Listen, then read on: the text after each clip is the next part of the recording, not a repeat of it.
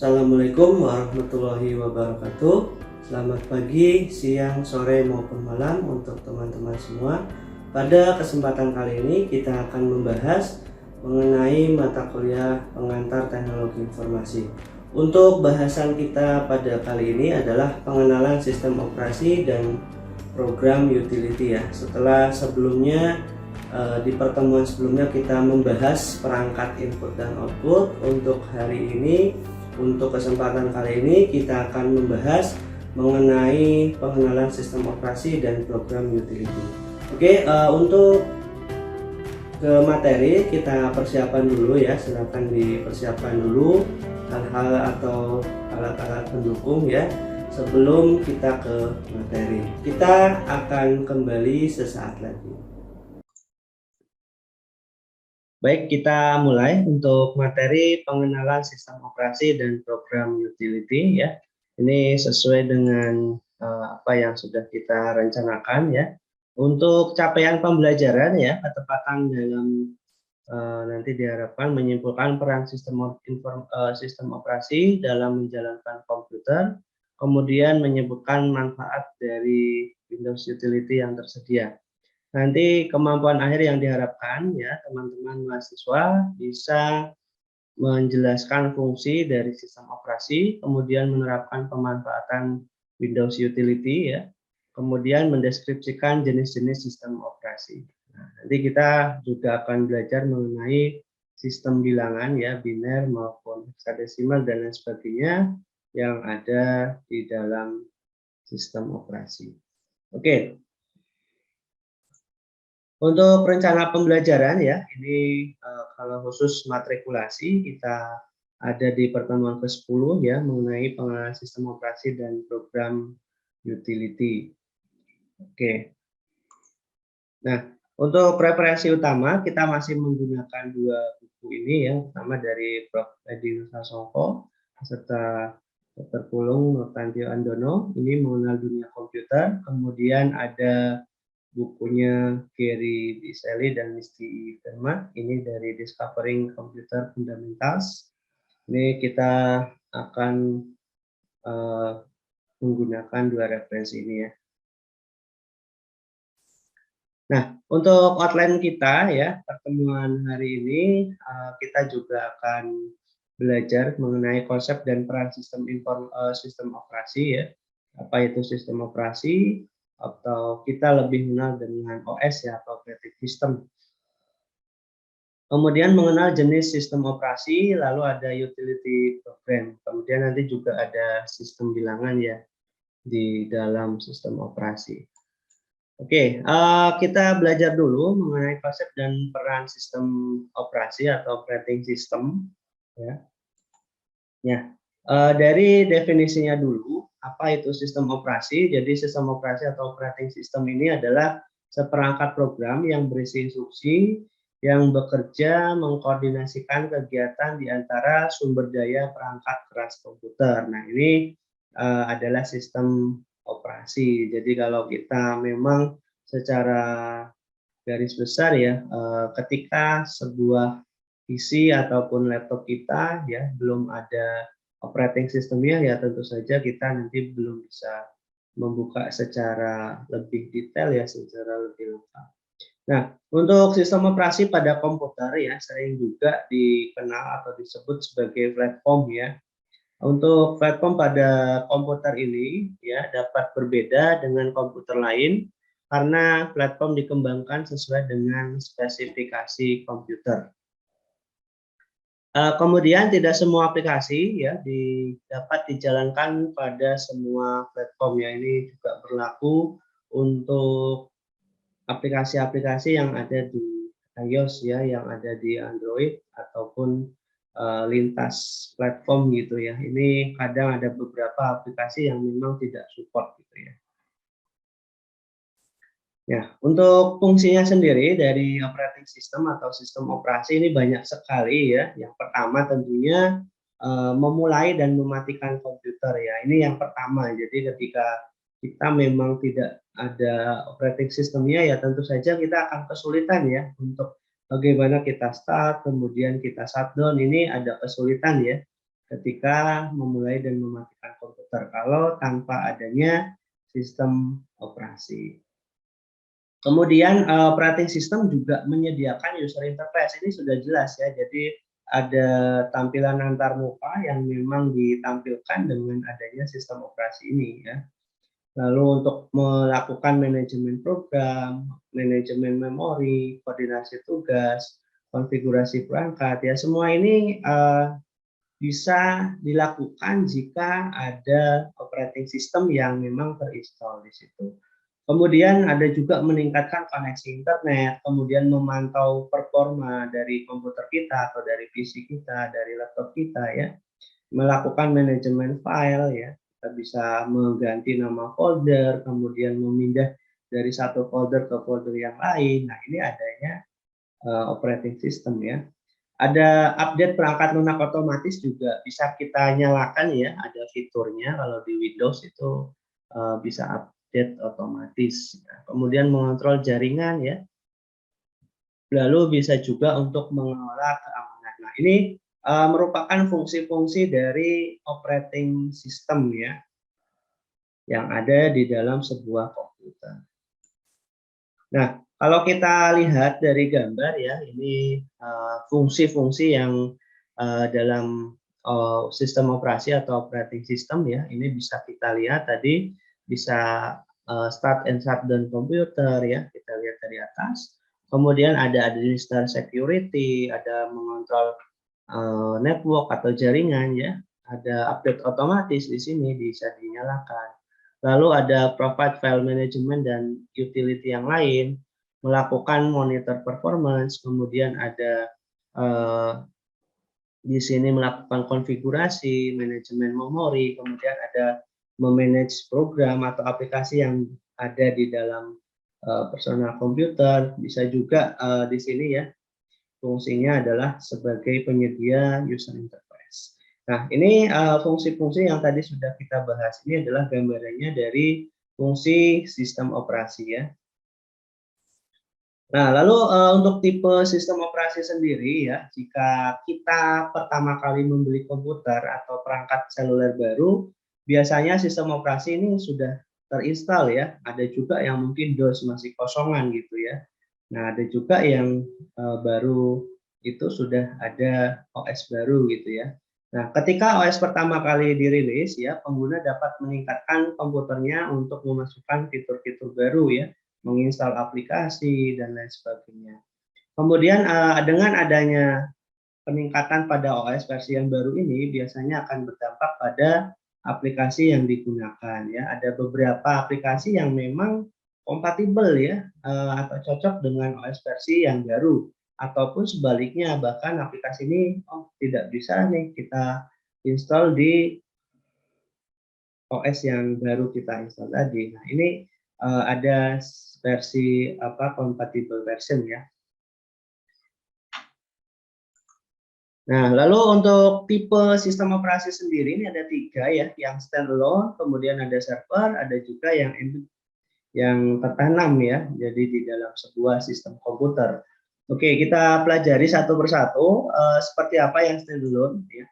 Nah, ini contohnya ya, teman-teman saya kira hampir 100% ya, atau mungkin 90% gitu ya, menggunakan Windows, kemudian ada juga yang mungkin menggunakan Macintosh ya, kemudian ada Unix, ada juga mungkin yang pengguna Linux ya, simbolnya penguin.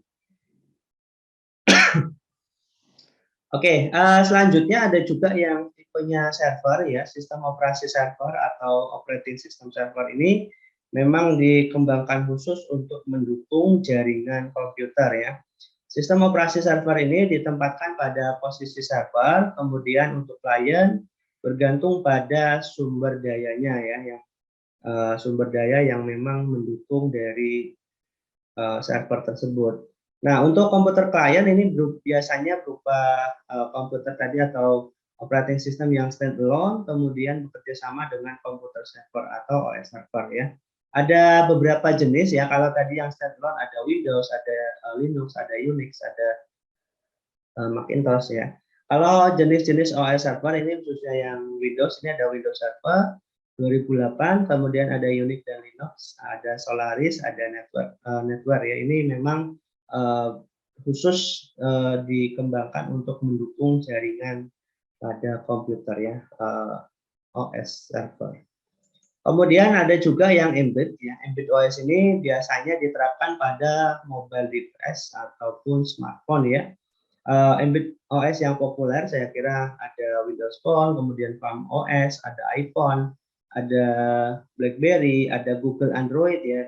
Kalau teman-teman HP-nya Android ya, OS-nya adalah Android ya, Google Android ya. Kemudian ada Embed Linux, ada Symbian OS. Nah, ini dulu digunakan di beberapa tipe Nokia ya, Symbian dan lain sebagainya. Nah, ini adalah tipe-tipe operating system yang populer ya, yang embed. Jadi kalau berarti kalau yang di handphone Android itu dia tipenya embed OS ya, tertanam di dalam smartphone gitu ya. Selanjutnya kita akan bahas mengenai utility program ya, lebih detail ya, karena memang sebelumnya sudah tahu penjelasannya seperti apa. Utility program ini adalah merupakan tipe dari sistem software yang memungkinkan pengguna untuk melakukan tugas pemeliharaan ya, biasanya terkait dengan manajemen komputer, perangkatnya ataupun programnya ya. Ada beberapa fungsi memang yang disediakan oleh utility program seperti mengatur file, kemudian pencarian file, kemudian ada juga penghapusan program, ada juga untuk antivirus ya, ini fungsi-fungsi dari utility program. Nah, untuk contohnya sendiri ya, yang mungkin kemarin sempat bertanya, apa sih utility program gitu ya? Contohnya, nah ini contohnya adalah file manager, kemudian ada search utility, ada uninstaller ya, ketika kita menginstal aplikasi uninstaller ya, khusus menginstal di mana sampai membersihkan registry juga itu adalah salah satu contoh utility program. Kemudian ada image viewer ya, jadi aplikasi-aplikasi yang untuk melakukan view image ya seperti Paint, kemudian ada juga foto image dan lain sebagainya, itu adalah contoh dari utility program juga ya. Ada screensaver, ada firewall, ada antivirus, kemudian ada spyware dan adware remover, kemudian ada internet connection di sini, ada file compression, media player, disk burning, dan personal computer maintenance. Ini merupakan contoh-contoh dari utility program ya. Oke, selanjutnya ada hierarki data. Nah, kita bicara lebih lanjut mengenai hierarki data nanti terkait dengan sistem bilangan juga ya. Nah, kalau hierarki data, saya kira sebelumnya teman-teman juga sudah pernah mendengar ya, ada istilah bit, ini paling kecil ya, kemudian ada byte ya, ini 8 bit gitu ya. Kemudian ada field, nah kemudian ada record, ada file, ada yang terbesar ini disimpan dalam suatu database. Nah, lalu apa bedanya? Kita akan pahami di sini ya. Untuk bit sendiri ya, tadi hierarkinya dari yang paling atas ini paling kecil gitu ya. Bit ini adalah suatu sistem angka biner yang terdiri dari dua macam nilai, yaitu 0 dan 1. Kemudian untuk sistem angka biner ini merupakan dasar yang digunakan untuk komunikasi antara manusia dan mesin ya. Ada interaction antara human komputer ya, manusia dan mesin ya, yang merupakan sekumpulan komponen elektronik dan hanya membedakan dua keadaan saja ya, on dan off ataupun 0 dan 1. Jadi kalau kita katakan bahwa bit ini adalah unit terkecil dari pembentuk data ya, 0 dan 1 saja atau on off kalau kita bicara keadaan. Kemudian bicara hierarki lagi ya, kita lebih besar dari bit itu ada byte ya. Ini adalah juga bagian terkecil yang dapat dialamatkan pada dalam sebuah memori.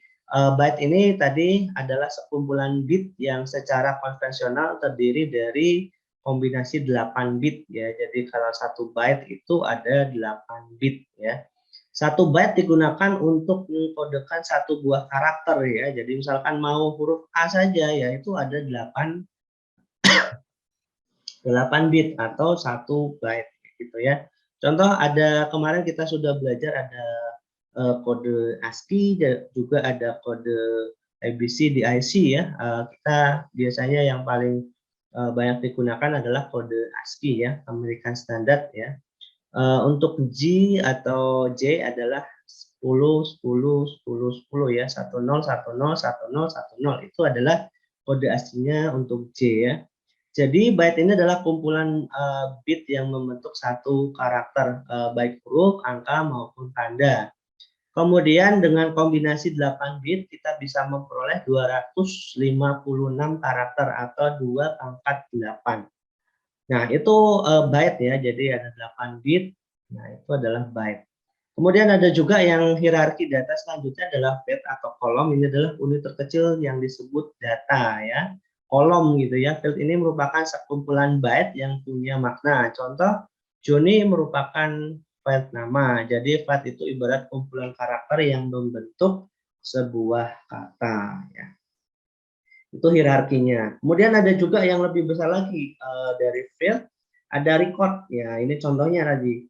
Record ini kita sebut sebagai baris atau kumpulan item yang secara logik saling berhubungan ya. Setiap record dapat dikenali oleh sesuatu yang mengenalinya. Contohnya file kunci ya.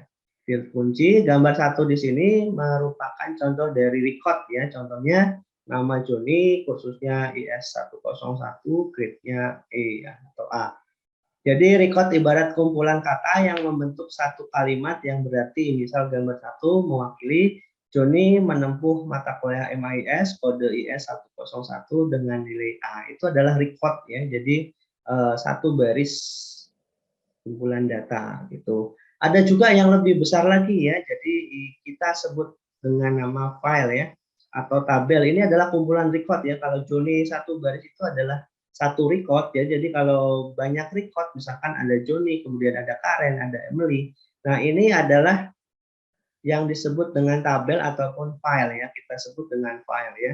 Pembuatan dan pemeliharaan file adalah faktor yang sangat penting dalam sistem informasi manajemen yang memakai komputer. Jadi ibaratnya kumpulan baris atau record yang membentuk satu tabel ya. Ini kita sebut dengan nama file.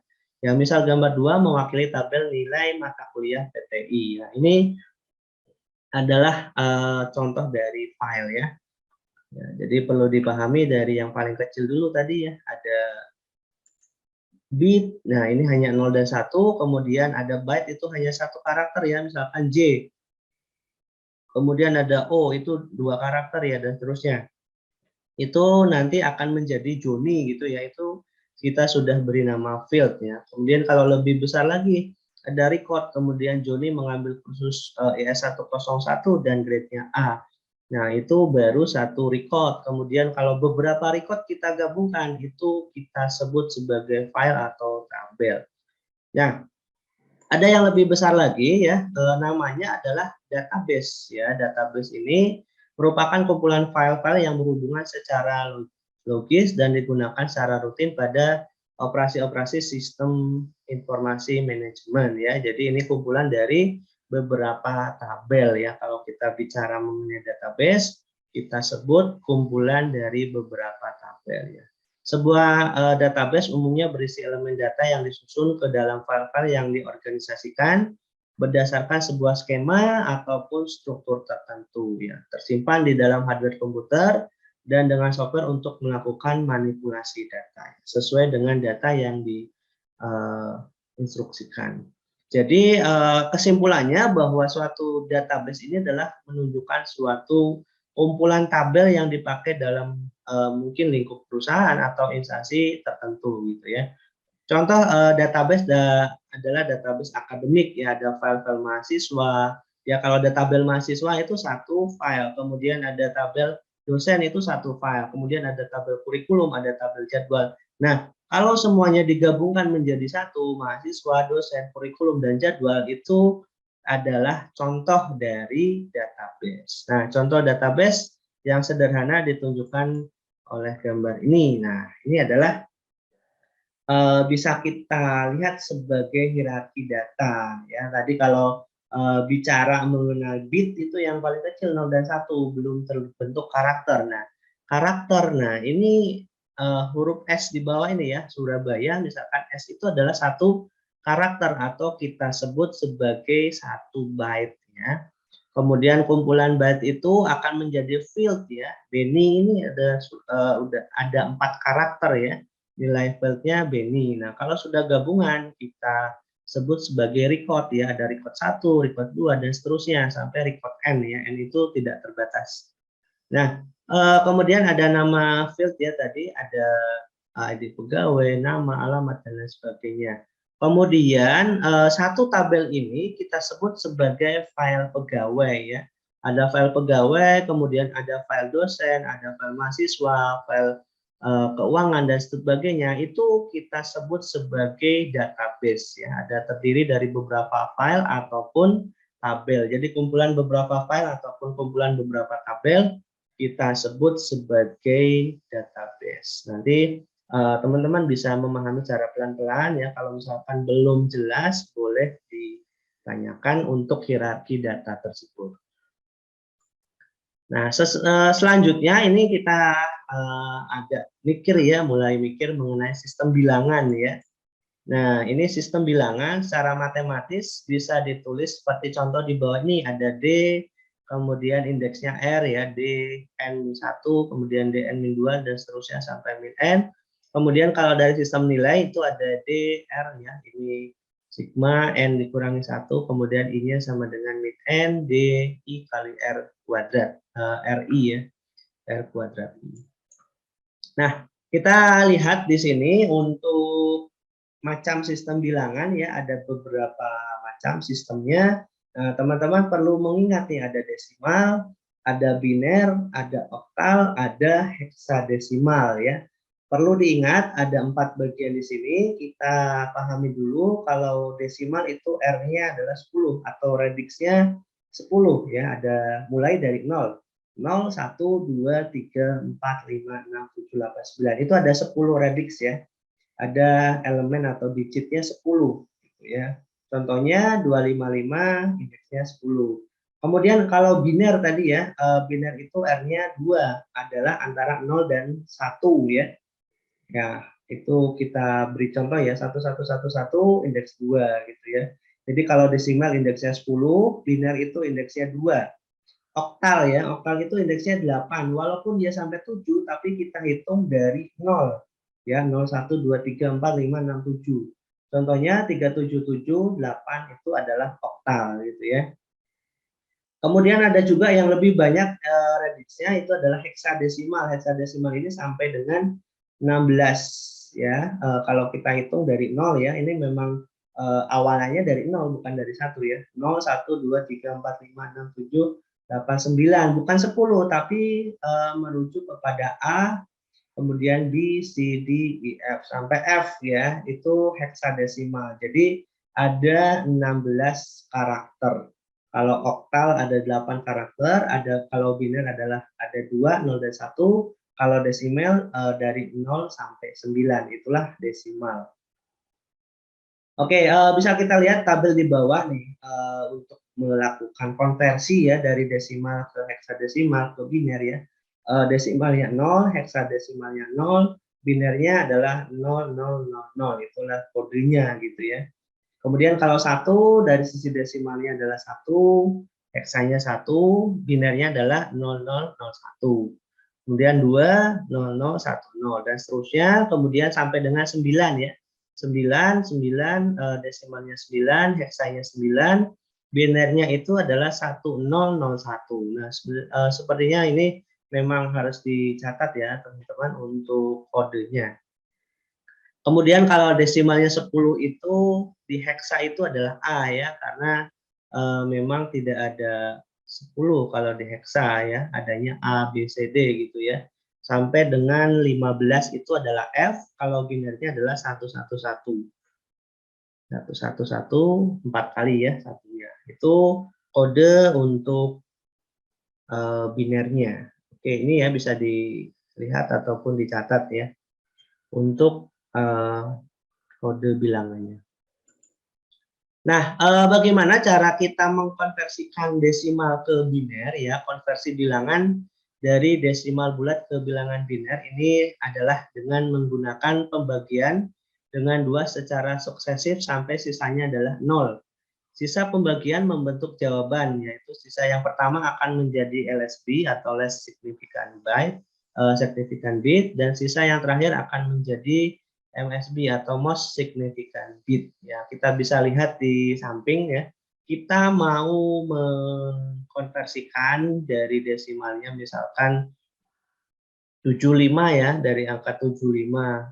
Untuk menjadi patokannya kita punya patokan di sini adalah 2 faktorial, 2 faktorial ya, 0, 2 pangkat 1, 2 pangkat 2, dan seterusnya. Kalau kita hitung 2 pangkat 0 itu kan 1, 2 pangkat 1 itu 2, 2 pangkat 2 itu 4, dan seterusnya, 2 pangkat 7 itu adalah 128. Nah, untuk mengkonversikan angka 75 ya, kita hitung dulu 128 apakah lebih kecil dari 75? Ternyata tidak ya, maka di sini 0 dulu ya. Oke, berarti 0. Kemudian 64 apakah lebih kecil dari 75? Iya, ternyata ya. Maka kita tulis 1. Nah, 64 itu ada sisa ya. Sisanya adalah 75 dikurangi 64 itu adalah 11 ya. Kemudian kita hitung lagi 11 ya. Apakah 11 ini 32 lebih besar dari 11? Ternyata tidak ya. Kita tulis 0 di sini. Kemudian 11 apakah lebih 16 lebih kecil daripada 11? Ternyata tidak, kita tulis 0 juga. Oh, ternyata kalau 11 itu masuk ke angka 8 nih. Oh, angka 8 berarti kita bagi, kita tulis angka 1. Ya, 11 dikurangi 8 itu adalah 3 gitu ya. 11 dikurangi 8 itu adalah 3. Kita masukkan lagi apakah 4 lebih kecil daripada 3? Ternyata tidak, kita tulis 0 di sini. Kalau 2 iya berarti 1, kemudian kalau 3 kurangi 2 1, sisanya adalah 1. Nah, maka angka binernya adalah 01, 00, 10, 11. Itu untuk bilangan biner dari 75 ya, 01, 00, 10, 11. Oke, begitu juga sebaliknya jika kita ingin menjumlahkan ya, ini adalah 64 ditambah 8 ditambah 2 ditambah 1 ya, 64 tambah 8 itu 76, 72 ya, 64 tambah 8 72 ditambah 2 74 ditambah 1 75. Nah, itu dari desimal ke biner. Kemudian ada juga konversi yang lain ya, ini ada contohnya ya, desimal ke biner tadi. Saya misalkan mau mengkonversi 179 desimal ke biner ya. Tadi indeksnya 10 itu adalah desimal ya. Kita bagi 2 nih. 179 bagi 2, 89, sisanya 1, LSB. Nah, 89. Kemudian kita bagi lagi ya. Ini cara yang lain ya, bagi lagi 89 bagi 2 adalah hasilnya 44, sisanya 1 juga. Kemudian bagi 2 lagi, sisanya 22, ini sisanya 0. 22 dibagi 2 adalah 11, sisanya 0. 11 bagi 2, kemudian hasilnya 5, sisanya 1 ya. 5 dibagi 2 itu adalah 2, sisanya 1 ya. Kemudian 2 dibagi 2, 1, sisanya 0. Kemudian 0 dibagi 2, sisanya 0 ya. 1 dibagi 2, sisanya 0, sisa 1. Ini adalah MSB ya, atau most significant byte ya, yang terakhir. Nah, maka untuk melakukan konversi, kita tinggal mengambil angkanya saja dari atas ya, urutannya berarti dari MSB ini ya, MSB paling depan 10, 11, 00, 11 ya. Jadi dari ngitungnya dari MSB dulu kalau mau konversi ke biner, dari bawah dulu baru ke atas. LSB itu adalah least significant byte ya, berarti ada di paling belakang ya, angka 1 yang paling atas tadi taruh di paling belakang. Itu kalau kita konversi ke dalam biner ya, biner itu tadi ada indeks 2 ya, maka seperti ini hasil dari konversi desimal 179 ke biner ya, 10, 11, 00, 11. Itu adalah contoh konversi dari desimal ke biner ya. Teman-teman bisa mungkin foto dulu atau di catat ya bagaimana cara melakukan konversi desimal ke biner ya.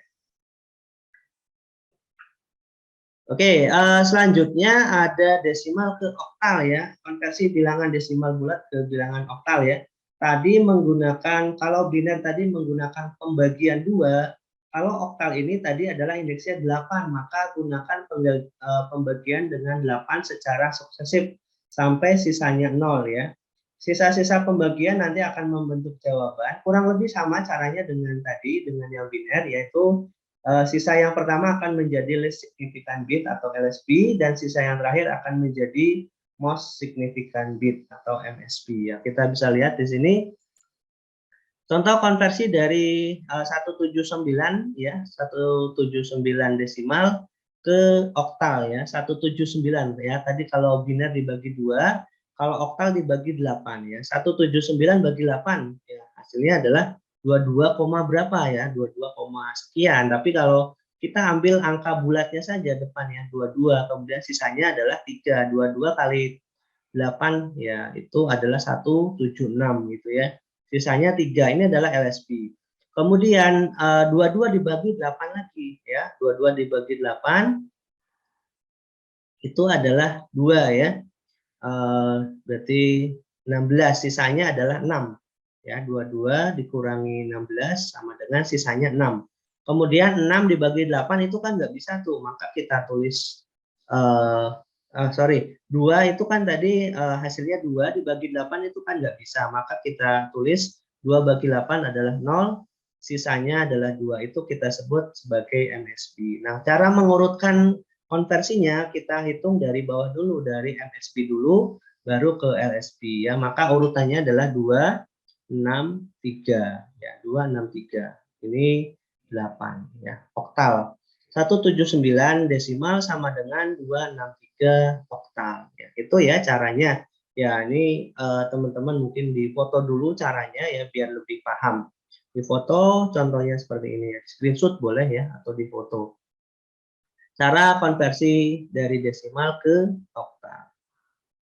Selanjutnya ya, ada desimal ke heksadesimal ya. Konversi bilangan desimal bulat ke bilangan heksadesimal ya. Konversi bilangan bulat ke bilangan heksadesimal ya. Kalau tadi di biner baginya 2, kemudian di oktal dibagi 8. Kalau di heksadesimal kita bagi menjadi kita bagi dengan 16 secara suksesif sampai sisanya 0 ya. Seperti biasa, sisa pembagiannya nanti akan membentuk jawaban, yaitu sisa pertama akan menjadi LSB, least significant bit, kemudian yang sisa yang terakhir akan menjadi MSB atau most significant bit.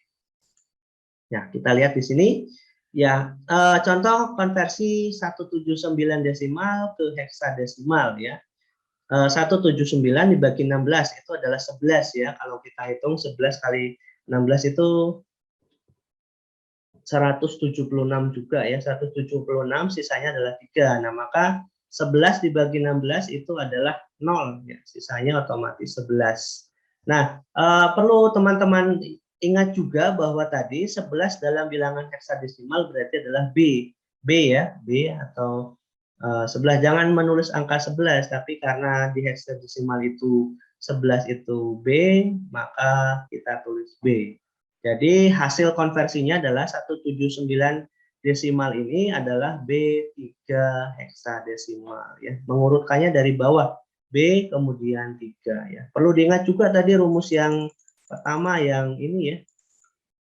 Nah, yang ini kalau heksadesimalnya 11 kan B, heksadesimalnya 10 itu A. Ya, kalau 9 tulis aja 9, tapi kalau menemukan hasil pembagian terakhirnya 11 ataupun 12, maka dituliskan dengan karakter heksa ya, kalau kita menghitung pembagian heksa tadi. Nah ya, karena hasil sisanya ada 11 dan tidak bisa dibagi lagi menjadi dibagi 16 lagi, maka kita tulis B gitu ya. Nah, itu adalah contoh konversi dari desimal ke heksadesimal. Jadi 179 desimal adalah B3 heksadesimal. Oke, selanjutnya kita akan coba melakukan konversi dari biner ke oktal ya, untuk mengkonversi bilangan biner ke bilangan oktal ini bisa dengan cara melakukan pengelompokan 3 digit bilangan biner sampai posisi LSB sampai dengan MSB. Seperti apa ya? Seperti ini contohnya. Contoh, konversikan 10110011 biner ke bilangan oktal ya. Ini sangat mudah sekali ya, kita konversikan saja ya. 10 itu adalah 2 gitu ya. Kemudian 110 itu adalah 6. Nah, cara membaginya tadi adalah mengelompokkan 3 digit bilangan biner ya dari belakang.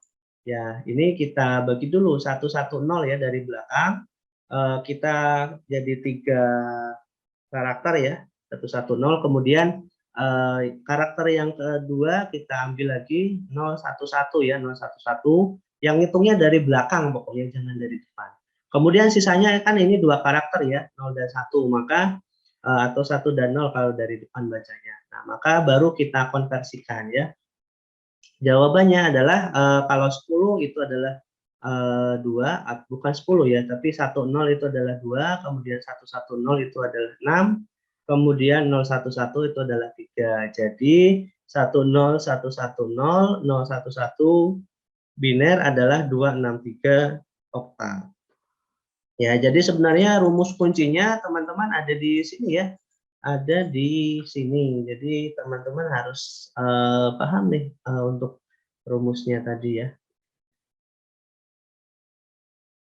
10 tadi ya, 0010 itu adalah angka 2. Nah, ini untuk rumusnya ya. Nanti boleh difoto, kemudian memang yang menjadi kuncinya adalah di sini tadi. Di sini ya, di sini tadi ya. Ini harus di foto ataupun mau di screenshot juga boleh ya. Jadi kalau menemukan tadi 1100, jadi yang depannya kita buang saja ya angka 6. Berarti kalau misalkan menemukan 1010 ya berarti itu adalah angka 10 desimal gitu ya. Ataupun kalau di heksa adalah A. Oke, itu semoga bisa dipahami ya untuk biner ke oktal. Kemudian ada lagi oktal ke biner, ini sebaliknya ya. Sebaliknya untuk mengkonversikan bilangan dari oktal ke biner, yang harus dilakukan adalah menerjemahkan setiap digit bilangan oktal ke 3 digit bilangan biner ya. Contohnya seperti apa? Seperti ini ya. Contohnya konversikan 263 oktal ke bilangan biner. Nah, maka bisa kita petakan ya jawabnya 2. Untuk 2 itu angka binernya adalah 010. Kemudian untuk binernya angka 6 itu adalah 110. Kemudian binernya 3 itu adalah 011. Maka untuk menuliskannya kita tinggal tulis saja. Untuk 263 oktal itu adalah 010, 110, 011. Ya, karena 0 di depan tidak ada artinya, kita bisa menuliskan 1011 0011 ya. 0 yang di depan itu bisa dihapus ya. Yang jadi patokan adalah angka 1 di depannya gitu ya. Oke, itu untuk konversi dari oktal ke biner ya. Teman-teman bisa screenshot juga ini atau difoto juga ya contoh dari oktal ke biner. Nanti akan ada soal untuk latihannya atau tugas. Kemudian ada juga konversi dari biner ke heksadesimal ya. Untuk mengkonversi bilangan biner ke bilangan heksadesimal, bisa melakukan pengelompokan 4 digit bilangan biner dari posisi LSB ke MSB ya. Nah, kalau tadi 3, kalau dari biner ke heksadesimal kita kelompokkan menjadi 4 digit. Caranya seperti apa? Ya seperti ini contohnya. Konversikan 10110011 biner ke dalam bilangan heksadesimal. Nah, jawabannya ya 1011 ya kita kelompokkan dulu dari paling belakang ya. 1100 itu adalah 3 untuk heksadesimalnya, kemudian ada 1011 itu adalah B atau tadi 11 ya. 11 maka kita tulis saja jadi 1011 biner sama dengan B3 heksadesimal. Ya, indeksnya 16 ya kalau heksadesimal. Oke, kemudian yang terakhir ada heksadesimal ke biner ya, sebaliknya ya ini dari bilangan heksadesimal ke biner ini yang harus dilakukan adalah menerjemahkan setiap digit bilangan heksadesimal ke 4 digit bilangan biner ya. Kita bisa lihat contohnya di sini ya, kalau kita punya B3 indeksnya heksadesimal ke bilangan biner, maka kita tinggal mengelompokkan menjadi 4 tadi ya. B itu angka binernya apa ya? B itu 1011, B itu 11 ya tadi ya. Kemudian kalau untuk 3 berarti 0011 itu adalah angka biner untuk 3. Makanya kuncinya adalah di halaman yang tadi ya. Jadi itu menjadi pegangan kita gitu. Nah, di sini tadi ya. Nah, ini yang menjadi kunci kita gitu ya. Mohon bisa dicatat gitu. Oke, sudah selesai ya dari tadi, dari B3 heksadesimal, kemudian hasil binernya adalah 10110011. Ya, semoga bisa dipahami ya teman-teman. Untuk contohnya tadi bisa di screenshot atau di foto, kemudian dipelajari untuk konversi dari bilangan desimal ke heksadesimal, biner ke heksadesimal, biner ke oktal, kemudian oktal ke biner ya. Nah, kemudian ini adalah tugas ya, silakan dijawab. Konversikan bilangan di bawah ini, ada 89 desimal ya menjadi heksadesimal. Kemudian ada 367 oktal menjadi bilangan biner. Kemudian ada 11010 biner menjadi bilangan desimal. Kemudian ada 7 FD heksadesimal itu berapa oktal ya. Ini tugas ya, tugas untuk mengkonversikan bilangan ya. Untuk menjawab pertanyaan ini nanti bisa menjawab di Kulino ya untuk tugas ini. Jadi ini ada nilainya ya, mohon dikerjakan sebaik mungkin. Untuk latihan ya, ataupun bisa menjawab di komen video yang ada di YouTube gitu ya.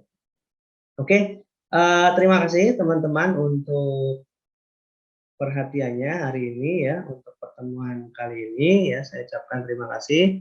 Nanti jika ada yang belum jelas ya, misalkan mau memberikan contoh atau pertanyaan yang lain bisa di kolom komentar ya. Misalkan Pak, ini kalau saya konversi angka ini berapa nilainya ya dari biner ke heksa dan seterusnya ya. Itu bisa bertanya di kolom komentar. Terima kasih atas perhatiannya. Selamat pagi, siang, sore maupun malam buat teman-teman semua. Selamat beraktivitas kembali. Assalamualaikum warahmatullahi wabarakatuh.